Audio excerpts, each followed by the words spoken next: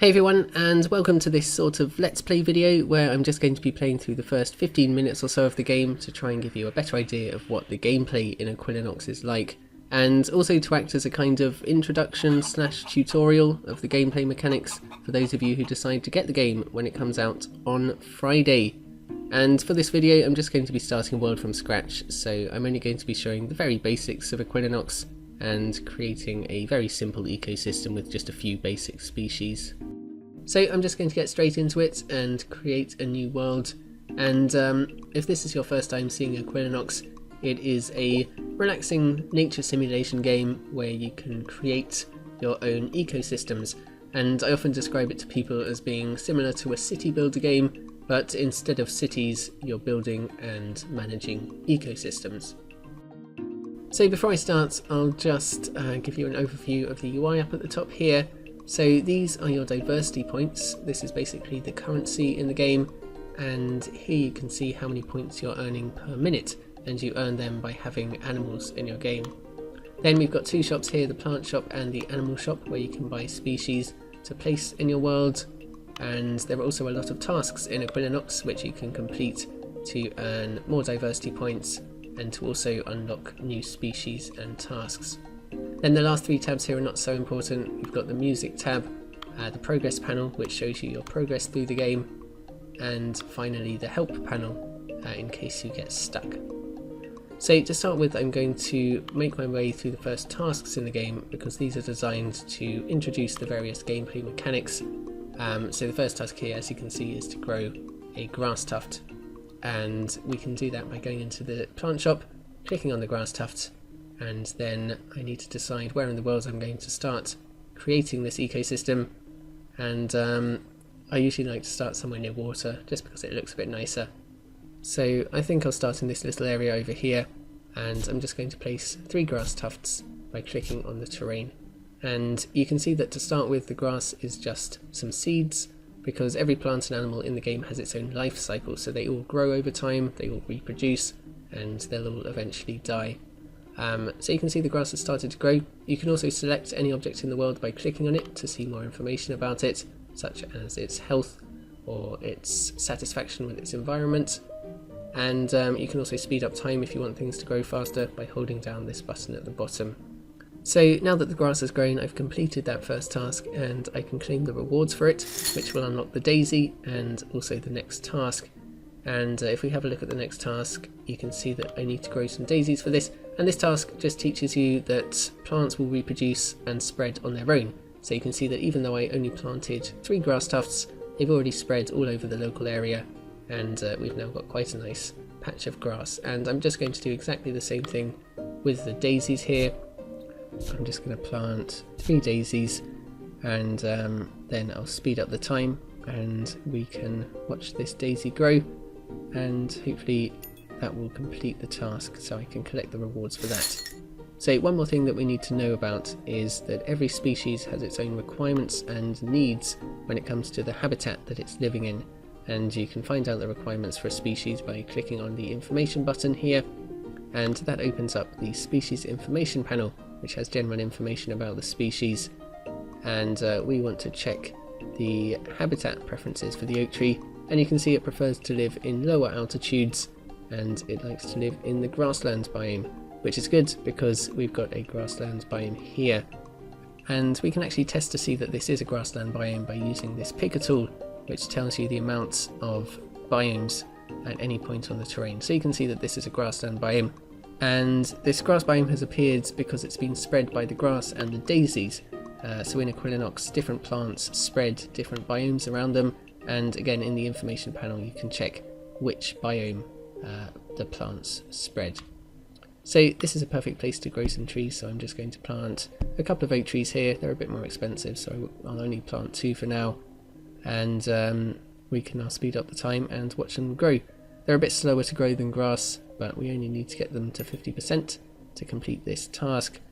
And I'm just going to claim the rewards for this, and now I've unlocked the sheep species, so things will get a little bit more exciting. So before I place the sheep, I should check what kind of habitat it likes. As you can see, it likes grassland, which is great. It also likes trees, which is no problem because we've just planted some, And animals in Equilinox also have to eat, and as you can see, the sheep eats various things, but most importantly it can eat grass, which we have plenty of. So I'm going to go ahead and place a couple of sheep in the world, maybe one here and one over here, and this one is called Comet apparently, but you can change the name if you want. So let's call this one Cam, and what's this one over here called? This one is apparently Napoleon, and let's change this to Nick. So these sheep will be fine, they're just going to bounce around. They're going to need to eat, like this one here, Cam, is doing now. So every now and again they'll go and eat some of the grass, and you can see that they have an extra bar for this, the hunger bar, which will slowly decrease over time. But as long as they've got enough grass nearby, they'll be absolutely fine. So let's have a look at what other tasks we can do now. So we've got a few options, but let's do this one here. This task is to increase the size of the ecosystem a bit and spread the grass a bit further, and it's always good to do this because you can start to have more animals in your world, and the more animals you have, the more diversity points you'll be earning, and also the happier the animals are, the more diversity points you'll earn. So I'm going to try and put some daisies here as well to make sure that this is a good place for the sheep to live, and they'll be happier and get me more diversity points. So that task is now complete, which will get us a bit more money. The sheep are fine, they've fallen asleep, which is understandable, it's the middle of the night. But we've just unlocked the stones, which means things can get a bit more interesting now because we can start to evolve species. So if I click on one of the grass tufts, I can go to the evolution tab, and this shows the species that you can evolve from the grass tuft, and we want to evolve some wheat now. And to do that we need to meet this requirement, which is to have 3 stones nearby. So I'm going to buy some stones, and let's place them in the world here. And then I'm going to use this grass tuft here to start evolving the wheat. We just have to pay a bit of DP, and that will start the evolving process, which takes a bit of time, but once this progress bar is full, the wheat will be unlocked. So I think I can just go ahead and speed up time a bit so that that will unlock a bit quicker. And oh, we've just unlocked the sheepish task because Cam over here has had a child called Moose, and I think this would be a good time to talk about the traits in Equilinox. So you can click on any species and go to the traits tab to see the animal's traits, and these are its genetic traits that determine its characteristics and behaviours, and these get passed on to its offspring when it reproduces. So you can see here that Cam has the white colour trait, and for that reason when it reproduced it passed on that white colour trait to its child Moose. And the same will happen over here with Nick.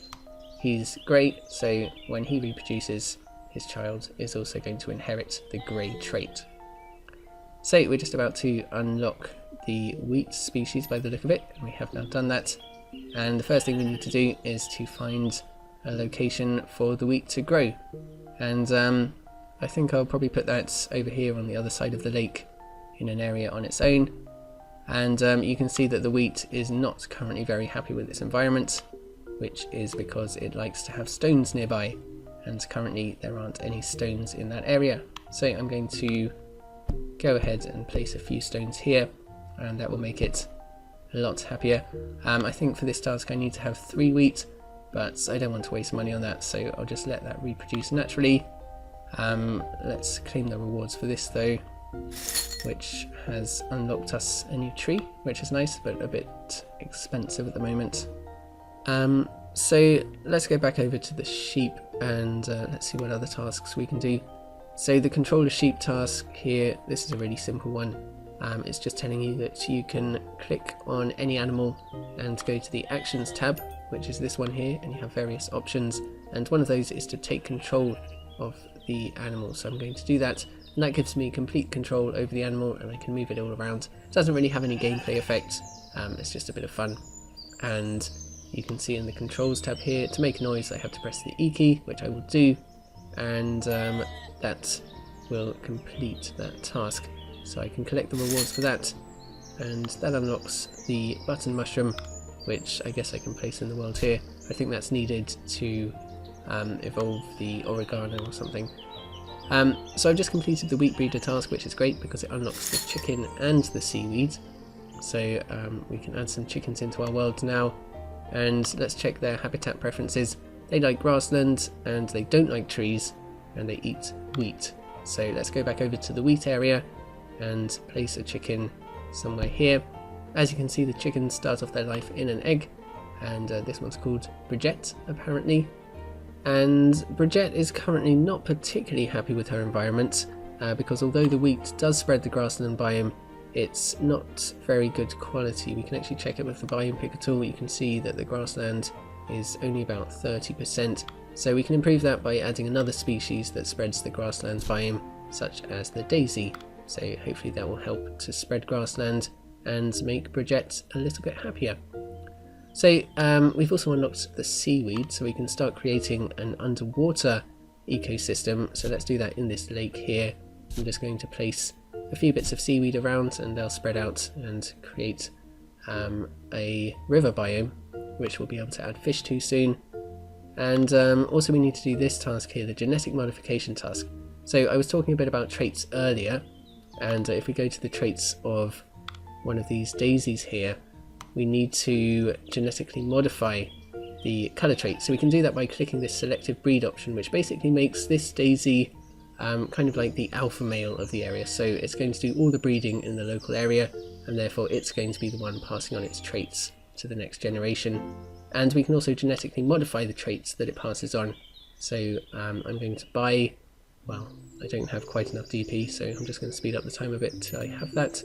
So I can now buy the blue colour trait for this daisy, and when this daisy reproduces now, it's going to pass on the blue colour trait instead of the white colour trait. So hopefully we should see some blue daisies popping up. Well, we'll come back to that in a second because apparently a mutation has occurred, and this is something that I added new this week. So very rarely when a plant or animal reproduces, the traits don't get passed on correctly and a mutation occurs, like this sheep here, which is blue, so the colour has obviously had a mutation. And this is really rare, it only happens about once every 40 minutes or so, and yeah, the mutation is pretty much random. And maybe I can move this sheep to an area of its own. I don't have enough money. I wanted to move it to a new area so it would create its own little family of blue sheep, but I'll do that in a bit. Anyway, back to the blue daisies. You can see we have now got a blue daisy here, and I'm going to selectively breed that so that all the breeding in the local area for daisies uses this blue daisy, and we'll end up getting a load of blue daisies because that daisy is going to pass on its blue trait. So let's check in on the chickens. Bridget is still doing fine and has apparently had a baby who is called Griffin, and that's nice. Griffin's just going to get some food. So the chickens eat the wheat, but they only eat the seeds off the top of the wheat, as you can see here, and the seeds do grow back, which makes the wheat a kind of renewable food source. I've just completed the chicken farm task apparently, because looks like Bridget has just laid another egg called Pookie. So that's nice. So the chickens are doing fine. I should probably think about spreading some more sheep over here so that I can get some more DP income. So I'm just going to finish making this area suitable for the sheep by adding a tree, and let's actually now get that blue sheep and move him over here so he can start a family here. At the moment he's a bit young, so yeah, you can see him going back to his family because he's too young to live on his own, but he will come back to this area. This is actually his official home, and he'll start a family here soon. We've also got enough blue daisies and also completed the under the sea task as well, so that's going to unlock a few more things and get us a bit more DP. So I've pretty much shown you everything that I wanted to show you now. Who's this sheep here? This is Moose, all grown up. Let's add some fish to this lake. It's looking a little bit empty, and we've just unlocked the trout, so I can put like 3 of them in here, or maybe just 2. They're actually quite expensive, and they'll reproduce on their own, so that will fill up with fish soon. Pookie's hatched from his egg, which is nice. Griffin and Bridget still doing well. But yeah, I think that's pretty much all I wanted to show you in this video. Obviously I've only scratched the surface of the game. There are still hundreds more species to evolve, loads more tasks to do, loads more animals with lots of different behaviours, and there are also 10 biomes in total, and we've only done 2, the grassland, and we just got started with the river bed. Yeah, I'll just speed up time, see if anything else exciting happens. Just completed another task because we're now earning quite a lot of DP per minute. And the blue sheep, what was his name? Shady, has just moved into his new house with a baby. And Nick has passed away. Nick was one of the original sheep, I think. That's a bit unfortunate, but lots of new sheep being born, as you can see, so I think they'll be fine. Anyway, yeah, that's pretty much going to be it. I hope you enjoyed this video. I hope you got a better understanding of what the gameplay in Equilinox is like, and I hope you might consider buying it when it comes out on Friday, if you think it's the sort of game that you would enjoy. But yeah, that's... No, Bridget. Just died right in front of us. But yeah, that's going to be it for this video, so thank you guys very much for watching.